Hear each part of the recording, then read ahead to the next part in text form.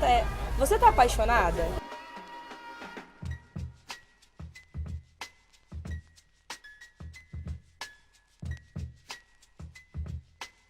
E agora você pode descrever uma pessoa branca pra gente?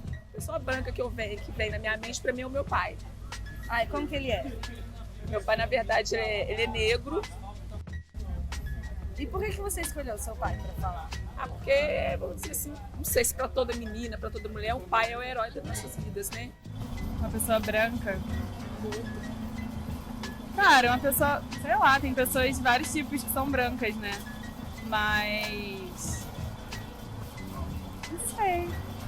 É uma pessoa... pode ser alta, baixa, mas com certeza é privilegiada, assim, né? Então, a imagem da pessoa branca é uma pessoa de cor clara, cabelos lisos, olhos claros. Uma pessoa branca. Olha, eu não tenho preconceito com branco, com negro, até porque eu tenho sangue dos dois. Minha mãe é branca e meu pai é negro. Eu vejo a pessoa branca como eu vejo a pessoa negra. Uma pessoa qualquer que tem um sangue vermelho como a gente, que depois que o preto corta a pele, o branco corta a pele, o sangue é da mesma cor, né?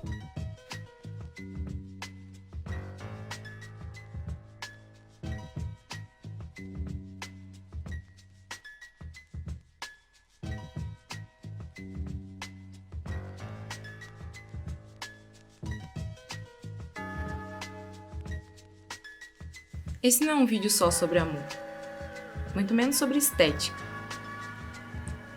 Esse vídeo é sobre branquitude. Você sabe o que é branquitude? Branquitude é um lugar de privilégios reservados para pessoas brancas. Esses privilégios podem ser materiais, simbólicos e subjetivos. E esse cenário fez e faz parte da construção e da manutenção no racismo da nossa sociedade. E é desse lugar que as pessoas brancas se entendem enquanto indivíduos e vivenciam relações no mundo. É importante saber que raça é um conceito construído e relacional. Construído porque nem sempre existiu, e relacional porque a ideia do que temos do que é ser branco existe em relação à ideia do que temos do que é ser negro, ou não branco. Um tem sido a antítese do outro. E desde que nascemos, somos vistos e aprendemos a ver as pessoas da forma racializada. Essas identidades racializadas são definidas e identificadas a partir de características físicas. Nós somos associados a determinados comportamentos prévios, condição social e nível de intelectualidade. Esse processo de racialização que vivenciamos surgiu do contexto ocidental, europeu e branco, com a identificação do que seria o eu e o seu seria outro.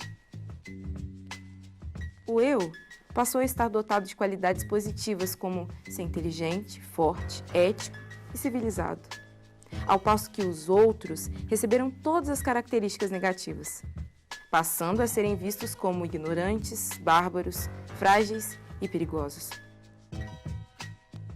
Os negros eles parecem mais fortes, os brancos eles parecem mais pequenos, mesmo que tenham a mesma altura, assim, se você vê uma pessoa branca e uma pessoa negra, as duas, por exemplo, sem nunca malhar na vida, os negros eles parecem mais fortes. Em questão de cor, a cor mesmo, não sei, é a cor mesmo que a gente vê mesmo, parece mais escuro, parece mais claro, mas... Por exemplo, em questão de feição, esse cara, por exemplo, ele era branco, mas as feições e traços deles eram todos negros. Não sei como descrever isso.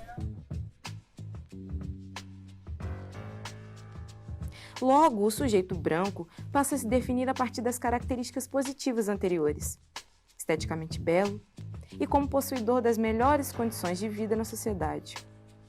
Alguns pesquisadores se preocuparam em estudar a branquitude.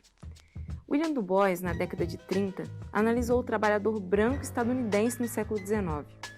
Segundo ele, o trabalhador branco com salário baixo era compensado com acesso a serviços públicos, boas escolas para seus filhos e outros benefícios da mesma ordem. Aqui no Brasil, Guerreiro Ramos é um dos pioneiros nessa discussão. Ao escrever sobre a patologia social do branco, ele apontou que no nosso país há uma forte ideia de superioridade branca e de inferioridade negra. Isso levava e ainda leva as pessoas a se classificarem como brancas, recusando ser entendidas como negras. mesmo após os complexos e conflituosos processos de miscigenação no nosso território. Você pode descrever como é uma pessoa branca para você? Quando eu falo uma pessoa branca, qual que é a imagem que vem na sua cabeça? Como são os traços, geralmente? Meu exemplo, né, no caso, branca, cabelo liso, olhos amendoados, lábios finos, nariz fino. É uma pessoa branca. O psiquiatra martinicano Frantz Fanon foi outro nome conhecido que analisou as relações entre sujeitos negros e sujeitos brancos. Fanon mostrou como o branco procura constantemente reafirmar o lugar de superioridade que lhe é atribuído. Mas apesar de ser considerado uma norma universal ocidentalizada, foi somente na década de 1990 que se estabeleceu um campo de estudo crítico sobre a branquitude, começando pelos Estados Unidos, seguido por países como África do Sul, Austrália, Brasil e Inglaterra. Não é simplesmente estudar os sujeitos brancos, aliás, essa é uma prática que já fazemos há séculos, mas sim entender os lugares dos brancos numa sociedade permeada pela desigualdade racial. Os trabalhos sobre branquitude têm nos permitido entender que o racismo não é apenas um problema das raças historicamente oprimidas. Ele tem muito a ver com quem ocupa os lugares de opressor. Ser branco no Brasil está ligado à aparência, status e fenótipo. É importante entender que, numa sociedade racista, os brancos são os principais beneficiados. São os brancos que possuem poder e controlam as riquezas do país. Os lugares de privilégio começaram e se mantiveram com a escravidão, com a colonização e com o imperialismo. As relações de poder e desigualdade raciais não acabaram, elas se transformaram, se adaptaram e permanecem até os dias atuais. Uma demonstração prática desse fenômeno é que, com mais de um século de república, todos os presidentes têm sido brancos.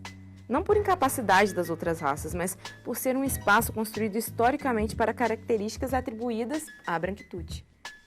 Construções essas que impossibilitam o que se chama de racismo reverso.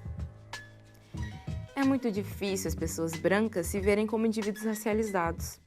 Nessa perspectiva, a raça é o lugar do outro. A branquitude foi construída para ser vista como a única possibilidade de ser normal, universal e humano. O que não é branco se torna específico. O que não é branco é tratado como anormal e o que não é branco é tratado como problema. Algumas pessoas dizem que a identidade branca é invisível. Muito pelo contrário, ela está em constante visibilidade. Há orgulho em ser branco. A identidade branca é anunciada em momentos em que privilégios são ameaçados e questionados.